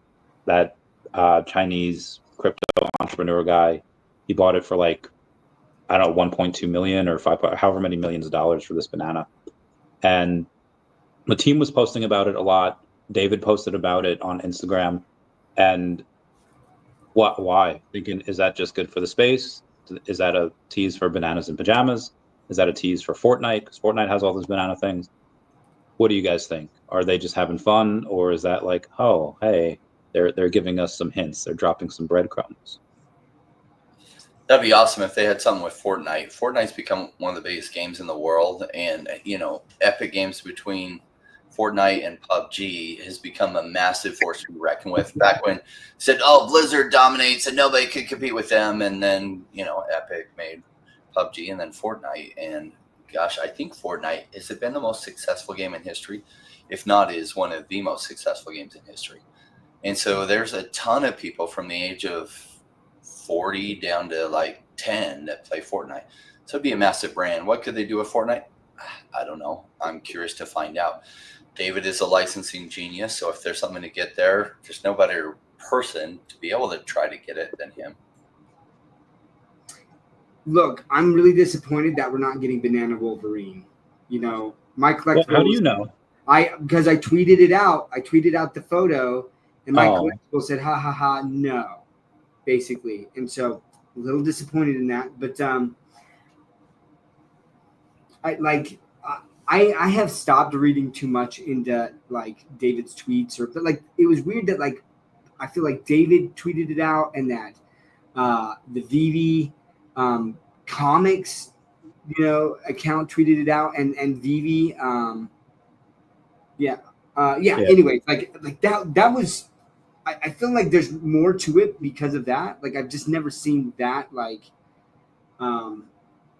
all together, kind of like this combined effort of all of these accounts tweeting something like that. But honestly, I don't know. I was trying to think. I was like Donkey Kong Country. I have a video on that. Yeah, like I was like some sort of like something to do with monkeys or banana pajamas. Like that would not make me bullish if they had banana. I'm just gonna say I'd be like, dude, Donkey Kong would be so amazed. Like just to get like Nintendo. But oh my god, there's more Nintendo characters than there are Disney, and we would just I don't know, the token would like quadruple overnight. And obviously Nintendo is the 1/3 owner of Pokemon, and that would just get us in the door everywhere. That'd be awesome if it was Donkey Kong. I would go insane. I would love that. I loved playing that game as a kid. Oh yeah, same. Even now, like just it's exciting. Speaking of Pokemon, people have been finding out that Pokemon Go was using their data every time they were going AR to catch these rare Pokemon, and it was harder to catch the rare Pokemon. The rare Pokemon were in, I guess, areas that tend to be a little bit harder to get to, and they were using their data to build Niantic's AI. Do you think VeVe could be doing the same thing? Do you think like, hey, we have people taking pictures in AR all the time, we're using that for a geocaching thing, we're using that for X, Y, and Z, and what could that do to the valuation of VeVe if they were able to train their AI off of all their users' AR photos? I don't know that they're working on that yet, but that is a capability, right? That's where a lot of these apps make big money, is getting their user data and then selling it to other companies or being able to harvest it for other purposes. So I think this bull run, they end up with a massive user base. Is that somewhere where they could use the money and harvest that money? Yeah, like Pokemon Go was. Geez, that game, like, what a groundbreaking game, right? I remember driving past the park that I used to live by, and all these people walk around looking down at their phones, couples, people, because the park had a lot of places where there were like good drops and stuff, and it was just crazy the number of people I could visibly see playing that game. What a groundbreaking game. So VeVe has something cool there, and I don't know where it's going to go. That would be fun. Yeah, like I agree with Rain. I don't think that they're doing that, but do they have the capability to do that in the future? And then like I think that Pokemon Go is probably selling that data, right? To like whether that's Google Maps or some firm that's going to use that more for like mapping capabilities. But could VeVe do that as well? I mean, they could be like, hey, take a picture in AR in these areas or something like that, and totally, absolutely get that same data, and it would help the valuation of the company, because if that was another revenue stream that they could get, yeah, like that would be big. That would be big for them. Oh, I would love that. More revenue, more marketing, more users, more OMI holders. And other news, the 8 partner statues had sold in one day on Saturday. It was up to like $1,800. I haven't been able to, or I haven't gone on, and they took, when you go to search on VeVe now, it only shows you the ones that's trending. It doesn't show you the past searches that you've done. So it's a little harder for that, for me to check. But 89 in the market right now. Let's see where it's at. I hate these load times. It's at 1,600 right now, and once you buy it, it goes to 1,800. Are we coming back? Is partners the ones that's going to go up first? What does it leak into next? Does it go into ultra rare Vader? Does it go into Spidey? I think even secret rare Spidey is at like 4,500 now. What have you guys been hearing, whether it's from whales, community sentiment, just about the Grail specifically? Well, I'm looking at the sales on Stacker. Like someone purchased mint number 1091 for $1,800, like 1,800 gems, right? I know that only shows the floor price, so it had to have been at least that when they bought, because there's another floor price at $1,799 as well, which would indicate that, yeah. But like then the multiples sold at like $1,750. So I think that as people start seeing NFTs pump, that there could be, especially, I don't think that we get the correlation yet, because we can't buy some of these grails with OMI. And that's what I'm really hoping that we can, that gets released soon, because we would see if some of VeVe's stuff, because you can use crypto to purchase it, some of these big grails, Marvel Comics #1, secret rares, the secret rare Spider-Man, and Wes, even the secret rare Miles Morales, sure, like whatever. But like, we're not getting that correlation yet, because people are not going to convert their crypto into fiat to buy gems. But we're still seeing people who understand it, that are willing to buy, like use fiat to buy some of these things and buy it up, because I think that they're seeing, hey, in this bull run, if the digital collectibles narrative hits, these things could go big, especially if you can buy with OMI in the future. Yeah. Ray, what do you think? Well, I remember March 2021, the VeVe app was out there, and going back to the point, like Blackpink didn't have a lot of traction. Do you know what else didn't have a lot of traction? The VeVe app when it launched. And the reason was the timing was like, it was good for the launch, but there weren't a lot of people really paying attention to crypto. So a lot of the people that had been following OMI, like, got the app and were buying, the Edward Rizzos or Eduardo Rizzos for really cheap. And they were buying the Todd McFarlane Batmans for really cheap. And it wasn't till late March, April, when Todd started flying off the shelves. And as it did, then people realized how scarce they were, and things started to go a little bit crazy. And then you could, if you had just bought a Todd for $80 when it sold out, or 80 gems, people were then selling them on eBay and then transferring them to the person for $500. Like, so it seems like there's an endless floor till all of a sudden there isn't. So keep an eye on Stacker, because you'll see when things start moving. And sometimes there's little early pumps, and then, some people take profits, or they just see it as their exit, their chance to get out, and they put their item on the floor again, and it repopulates the floor. But at a certain point, all those willing to sell run out, and the buyers exceed the sellers.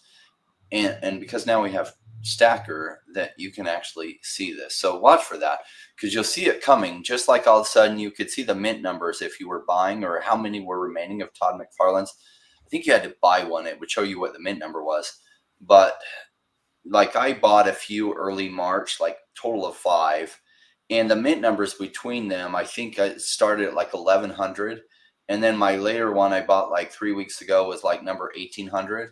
They weren't going really all that fast. And then all of a sudden, the last like 3,000 of them, or after 3,000, mint number 3,000, they just flew off the shelves, and it all happened in like 2 weeks. And so you can use Stacker to be able to track that without having to make purchases. You can see when the run's coming, and you'll start to see things really fly off the shelves. So watch when all that activity starts happening for some of the grails, and then it will fluctuate to other things. Like one of the reasons I don't have as much in the VeVe collectibles as I do in Omi is because certain of the VeVe collectibles will outperform massively others. And which ones will outperform massively, I have a hard time telling. Like some I can tell, like I think Darth Vader's pretty easy bet, Boba Fett's pretty easy bet, Wolverine pretty easy bet.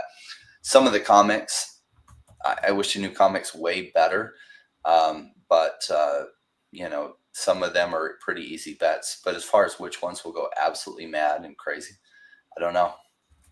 So those that are really good at that, looking at the collectibles, see which ones are massively desirable, you'll probably do really, really good. There's a comment from Digital Toys with Tommy saying that Swoosh has exclusive digital content in Fortnite. They had a token gated world, and he thinks that VeVe might also have a token gated world with Disney. Now, obviously, you have Fortnite and Epic Games. They are building Disney's metaverse over there, and it seems that because Cavernous has that deal with Epic Games as well, they might be building it, or so we're assuming. And because Cavernous is building ours, and we're assuming that they're building theirs, then there might be that particular thing in there as well, where it might be, what do you call it, either interoperable. That'd be great if it was token gated. I would love it if people would have to buy X amount of dollars worth of Omi or whatever, or maybe if you want to get it through them, maybe like V-Bucks or whatever it is, whatever the deal had to pay. The consequences of that would be absolutely insane if we were somehow part of that. I don't know what that does to the token. Does that make it like double overnight? Does that make quadruple? Do we add a 0 to it? Now, obviously, this is all just speculation, just going off of a guy with Tommy Pickles as a profile picture. So this is not to be taken as financial advice. But if this idea, there's a greater than 0% chance that this happens. It's like winning the lotto. It's like, what would you do if you win the lotto? Yeah, we love to speculate. What does this do for the token? What does this do for the community at large? VeVe app. Tell me your thoughts. Well, so pendulum sometimes swings too far each way, and I think it swung too far to the bottom. If the right things come together, where VeVe is on 20% of the world's population's lips, is like the new thing, the new app to get, then Omi goes crazy, and Omi goes somewhere between 5 cents to over $1 in that, and especially if it's like, oh, to get part of the VeVe world, which Disney has a part of, and Fortnite or whatever, and to get part of that world, you have to earn a certain amount of Omi. Oh my hell, what could happen to Omi would be crazy. Yeah, look, I mean, if that were the case, that would get a lot of attention, and there would be a lot of speculation there, and the token would go nuts. Like it would. I don't know how. Is it possible? Yes. Do I think it's happening? Probably not. And I'm not basing any of my actions on that assumption whatsoever. So if it happens, awesome. Super stoked. But yeah, we'll see. I'm sure that Nike paid a pretty penny, and it's part of their marketing budget to do that, right? They're constantly just worldwide, and they know that Fortnite has that crazy reach. But could they do that? Now, does Disney have that marketing capability? And, could they say, hey, we really want to break into the space in like digital collectibles. We want the world to know about our digital collectibles and do something like that. And could they push that from their side as well? Yeah, like they could. I could see that more than VeVe really pushing it. But if Disney wanted to bring VeVe and do it and be like, listen, like let's make this happen, it could absolutely happen. Yeah, agreed. Speaking of making things happen, our main man, Ben, that has made a bunch of stuff happen, he has changed his profile picture on X to the Punisher, Frank Castle himself. He actually looks like him a little bit. I mean that in the best way possible. Both handsome men. Not trying to call Ben what Punisher is. Anyway, why do you think that is? Out of all the collectibles, is it because he's super all in on the Evolvables drop? Is it because that he's betting? I don't know. I mean, I asked him what his benefits package was when he came on stream, and he's just like, I'm not answering that. I did not believe you asked that, bro. Well, you gotta ask. What in the world? Who asks that? That's amazing. Well, I tried to butter him. I tried to be like, well, Elon Musk had this benefits package, so trying to compare him to Elon Musk, maybe he would have felt flattered. Maybe like, thank you. He didn't, but I tried. Maybe this is part of the benefits package. Maybe this is like the first prong, the first step, first letter, whatever. Why do you guys think he did this for Frank Castle Punisher out of all the collectibles that he could have chosen? Why this? Why now? I don't have any insider information, so this is just speculation. Probably has to do with the Evolvables drop, right? It's what they're focusing on, so it's just to reflect what is being focused on. Yeah, I don't think it's any deeper than that. I think that Evolvables, like this is the first Evolvables drop, and it's Punisher, and so he's put that right, and that's the I think a big focus for them, because this is the first time where we're with an Evolvables drop and like the use of MCP to craft all this. I think they're really excited to get some data on how this performs, right? And Randy, you and I disagree. I think that this will eventually sell out like before the end of the year. I think it sells out. Oh, so you're giving it like a 5-week. Ooh, all right. Yeah, man. Like, because it's. Do you want to bet $1? Scarce. What's that? Do you want to bet $1? Done. Virtual handshake. Yeah. I think it will. I mean, because look, like, first of all, there's the chaser. That's a big deal. So people are going to be buying just to get the chaser. But then on top of that, the people who want the secret rare or the ultra rare or the rare or the uncommon are going to have to buy the common and burn it, man. So we'll see. But yeah, I think it sells out before the end of the year and probably well before then. Agreed. Randy, do you want to respond to that, or are we good to go on to our? Yeah, well, it's just what Doc said. I think it's just reiterating where the current focus is. Cool. Speaking of getting our current focus, let's take it back to Omi here. Danny the Bull was asked a question on one of his streams recently, and he made a couple of comments on Omi. I watched a little bit of the clip, a little bit that I disagree with. Some things he said, like, oh, I agree 100% with.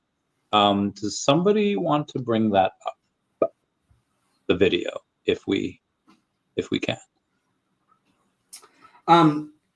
If I bring it up though, like I can bring it up, but do I need to be the one to start and stop it, right? If you want to comment on it, or are we going to play the whole thing? Because it's like 5 to 10 minutes long. Oh, is that long? I watched like 30 seconds, not gonna lie. That's we could just play like the first 30 seconds and then see, or else it's going to be like a Cavell video where he plays a 20-minute video and he gives like 2 minutes of content. Yeah. Let me pull it up real quick. Yeah.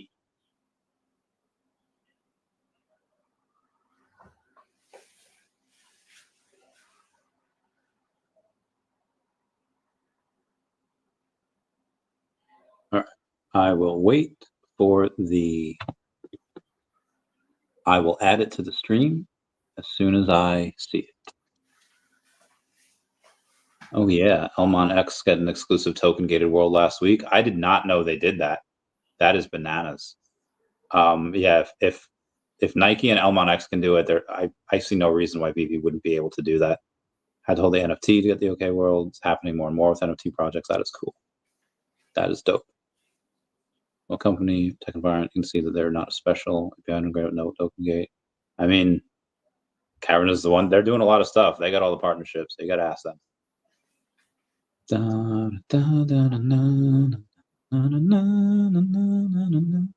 Some chain, fake thumbnail pick. Chain? Do you mean like? There we go. Chain. Remember John Cena when he had the chain gang, and he always had like a lock on his fist? Okay. Okay, so let me know if, like, hey, people who are watching, let me know if you can. So it's right at the 33-minute mark we're looking for. Yeah, it's look, I mean, yeah, because here's a question. It says, "Are you still in Omi, Danny?" So like, and then he just gives his thoughts, right? So let's see if I can share the audio. So no, I'm not. I haven't been in Omi. I sold it a few months back. I've explained it. I hope it does well. I'm not someone who sells something and then hopes it goes down or roots against it. I'm rooting for it. I know a lot of people who hold it. I want them to do well. Why I sold it was a couple reasons. One is it's a second cycle coin in an old narrative. Okay. I prefer first cycle coins in hot narratives. It's a second cycle coin in an old narrative. Can you pause that real quick? Team that has. Sure. So when you're saying old narrative, I mean, memes are the current narrative right now. So does that mean everything that's not meme coins is an old narrative and is never going to come back? I don't think so. I think that any narrative that has happened before has the chance to happen again. And I think it's a high probability that a lot of those things happen again. So I just want to point that out. When he says it's an old narrative, he makes it seem like it's never coming back or it already happened. Technically, everything's an old narrative. Blockchain gaming had a run last cycle. Memes had a run last cycle. Bitcoin had a run last cycle. XRP, which has been running, is an old narrative. So I think he's trying to make the case, like the old narrative part, what he doesn't believe that the NFT or digital collectible narrative is coming back, I think is what he's saying. And I just think Danny's wrong on that. But this is actually like a difference in investment strategy. Like he's going for first cycle coins, which is okay, like cool. And I don't completely disagree with Danny on that. Most of my stuff is in things that maybe they came out in 2021, but really this will be their first really big cycle. I particularly like Omi because they've gained so much ground in users, like what their app can do and better licenses, that I think this cycle they vastly exceed what they did last cycle in their token. And we're going to see how it plays out. So Danny makes an articulate thing, and Danny hasn't like stuck around and jumped on all the Omi things and fudded Omi like people do with an ex-girlfriend. Sometimes relationships end and like people act responsible and they just go their own way. Well, that's Danny. And what he's saying is he's in higher risk projects. I think VeVe has a very proven track record, and I think that will pan out, that their token could go way up. But he's probably in lower market cap projects, which a lot of my investments are in lower market cap projects than where VeVe's at. And I'm looking for this cycle to go well and cool. Like my biggest play isn't even Omi. It's just one of my top plays. And I think Omi brings some stabilization to my very risky portfolio because I think it has a very low percentage to fail here, and it still has over 100x potential. So I really like the dynamics behind it. Danny's analysis is he doesn't believe that the digital collectibles narrative or VeVe narrative or NFT narrative will really hit as strong this time. And I don't agree with that. And so that's where he's basing that analysis, but it's a well-reasoned, thoughtful analysis, and we'll see how it all plays out. Yeah. Like, first of all, shout out to Danny. I really like Danny. I like very smart guy. But again, like I fundamentally disagree. Like he calls it an old narrative. Some people have called it a dead narrative. And to me, I'm like I spoke about this earlier, like on the show, right? I was like, what are you basing that assessment on? That like it's not coming back, right? Because we've seen historically other narratives from other cycles hit again. So like, why wouldn't it with NFTs, right? Like, and now like the way that the narrative hits with NFTs could be different. I don't think it's going to be PFPs. I think that there will still be people, no matter what, if a PFP is worth a lot of money, if a Bored Ape gets to a lot of money again, some people will use it as their PFP, right? They'll put it back on, right? Or they'll flex that because, hey, this is worth a lot of money, but it's not going to have the same hype as it did last time, right? But there's a lot of other ways that NFTs get into the narrative, right? Like the tokenization of real world assets can be through an NFT. You can have an NFT that does that, right? So like there's a lot of other ways. Gaming, my stance is I think NFTs really hit the narrative through Web3 gaming. I think Web3 gaming happens and then people start talking about NFTs. Oh my gosh, like I was able to sell this like machine gun NFT for $2,000. Like that's crazy, right? And they're like, what other NFTs are out there?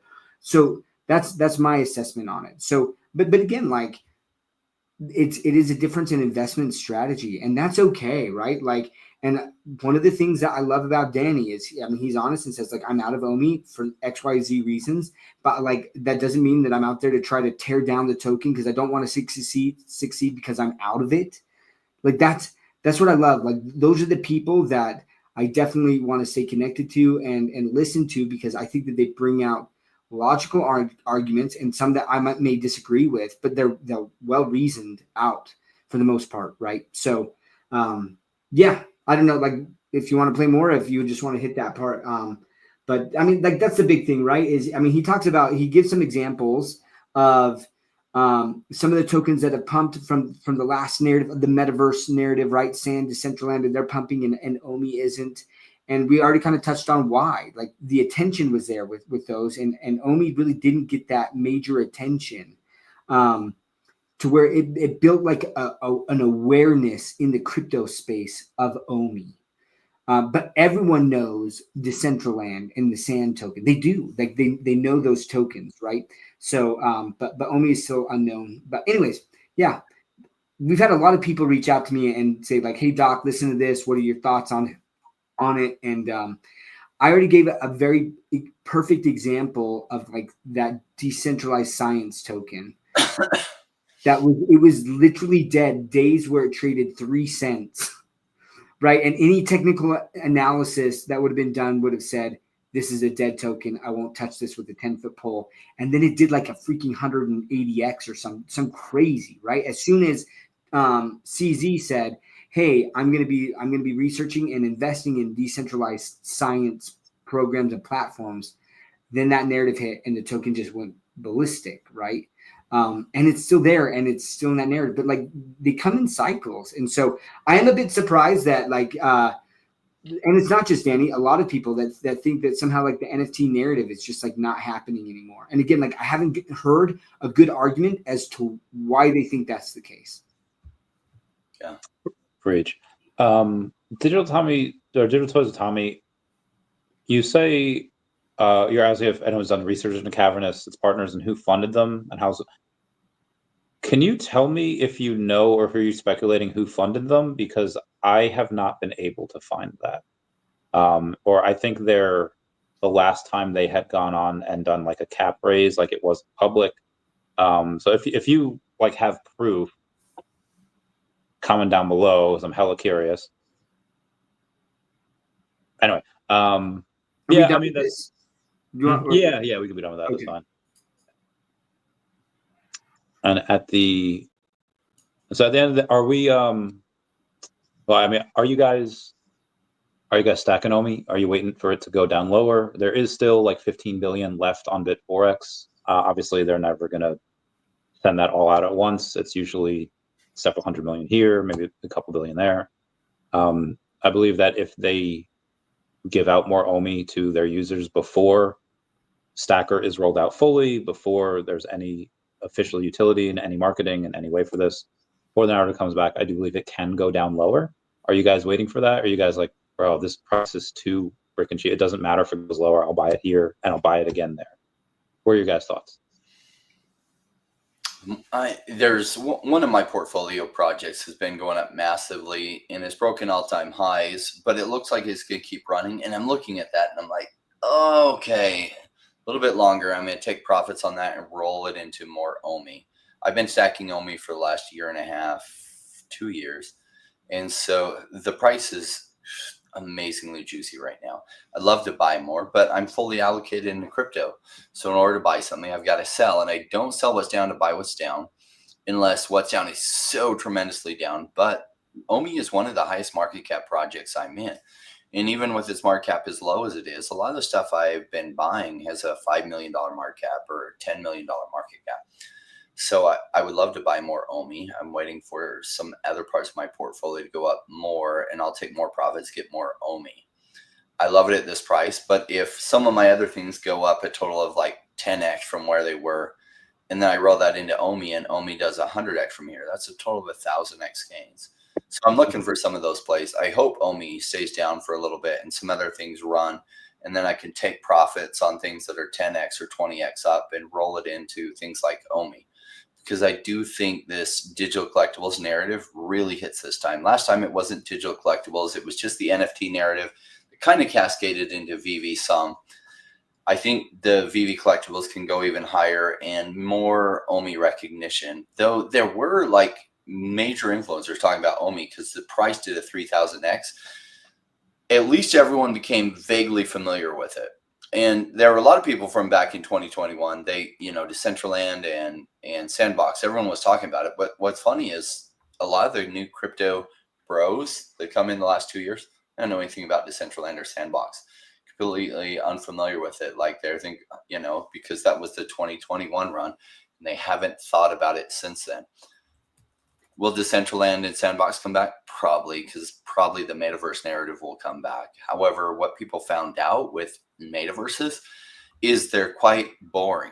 I think the real metaverses are going to be some blockchain game that's an MMORPG that becomes the metaverse, right? Because like it's so fun to play because Decentraland, it's not fun. Sandbox, it's not really fun. I think there'll be something like Cornucopias or something else where it's a game that people then interact with each other that becomes the de facto place that everyone wants to be. So like the way that I've been collecting more Omi is actually through Stacker, selling it, but I haven't in a while. I haven't gone and listed some, but when it first came out, I sold quite a bit and got some more Omi there. But I'm with Rain. There's some other tokens, and look, again, we talk about diversification, right? There's some other tokens with a lot smaller market cap. Devi is one of them that I've just I've got a decent position in it, but not near what I want. I want a lot more in that. And to be honest, I think that Omi is going to stay down for longer than some of these other tokens. And so if I can sell collectibles that I already have for more Omi on Stacker, like I want to do that. And so as we're talking about this, I'm like, that's something I got to go do is look and see like what I can list and get some more Omi that way. But yeah, right now it's one of those plays where like, I think that there's some other tokens that could definitely run and do big runs. And then I'll take some of those gains because I think that Omi is going to be late to the party, that I could still go in and buy Omi at a lot lower prices and then make that play. So glad you brought up Devi. That is one of the things that I really like as well. I think there's a ton of potential there. Liam also brings up Alluvium. Alluvium had this thing like a week ago or a few days ago where they said, hey, there's a new event coming out. You can go in and play it. And if you guys get a bunch of X amount of points, we'll release new monsters. They've done that. Alluvium last month was down to like almost $30. It was like 30 and change. And now it's up to like 55 as of today. So they've been going pretty hard. Have you guys, I know Rain, you play it.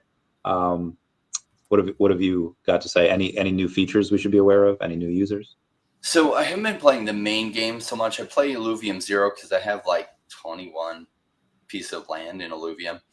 Nice. And so I play my bigger pieces. I sometimes do the tier 1s, but you don't earn all that much in fuel by that. So I really focus on the tier 2s and tier 3 that I have and just harvesting the fuel. The game itself is fun and it's cool. I think Off the Grid is full AAA level. Alluvium is AAA level. Like some people like the collector type game, like the Pokemon type of battle games. And it's just not the style that I love, but I think they're still going to go wild in the bull market. And I think their collectibles are going to be cool. I went in and I bought some of the alluvials I bought some of the stage 3. What are they? The really cool ones, the pterodactyl ones. I bought a couple of those, and I bought some other ones because I think they're really cheap right now. So I bought some with decent mint numbers, and I'm just going to hold on to them. I think Illuvium's going to be really successful. I saw how crazy it went with Axie Infinity because they had an actual game that people could play. And because so much money was coming into blockchain gaming and being thrown wildly, Axie Infinity, which was a terribly boring game, in my opinion. Some people like that play style. For me, it was like, I want to pull my eyes out after about 6 hours of playing it. And still, I did tremendous on the investment in that game. Absolutely amazing, even though the gameplay was terrible for me and drove me nuts. So Illuvium is not everyone's play style, but the collecting side of Illuvium is really, really cool. The randomness of you go in there and what you might find and may not find, really, really cool. And then you got to actually battle, and you got to win your battle in order to have a chance to capture them. Really, really cool game mechanics. A lot of like what we've seen with Pokemon, which is a successful game mechanic. So I think when the bull run hits and blockchain gaming goes crazy, I think Illuvium also goes crazy. Preach. I enjoy that as well. Got a decent bag. Digital Toys Tommy's. I have been buying low on Stacker, making 30, 40 gems, selling on VeVe, then buy stuff to sell on Stacker to keep building my Omi bag. That Okay. brilliant. Brilliant. Outside of that, I think we went over pretty much everything that we needed to. We've gone for almost 2 hours here. I guess Crypto's game is in beta. Do we have you guys played any of that? No, I haven't. I want to. I've got, like, when Cryptoys first came out, I bought a lot of their stuff, right? And then I became very bitter towards the fact that they did that buy one, get one, right? And I just felt like they completely hosed the people that first believed in them, and never really got a good answer from that. There was no kind of like, even like an apology, like, or anything like that. And don't get me wrong, like, I still like Will, like, so I need to dive back into that because, like, I said I was going to be like, I've done one episode of Digital Collecting Talk with Doc where I try to cover all of the like McFarlane Toys, VeVe, Cryptoys, and Candy Digital, right? And try to do that. So I do need to do some research on the beta of that game. But I look, any project that brings more awareness to the space, I'm all for. And a lot of people are like, hey, like, I've got to tear down this project so the project I'm in does better. And that doesn't help the space. It really doesn't. So if Cryptoys can build out this game that's super fun to play with that IP, I love that. I freaking love it. So I need to go check that. I do want to support, and I do, like, I buy stuff from McFarland. I buy a lot of stuff on Candy Digital. But the Cryptoys thing, I haven't bought a lot. And again, just, I'm not the ex-girlfriend who's going to go out there and just talk crap on Cryptoys day in and day out and be like, why haven't you really addressed this? Why haven't you hooked me up? You know, give me the equivalent, give me one of your grails or something, like, whatever. It is what it is. That was a business decision they made, but I think they burned a lot of the people that believed in them first. But like, they're still building, and I'm going to go check that out. So I haven't seen it. I hope that it's wildly successful. Is the game playable with the collectibles that you could have bought from the last year?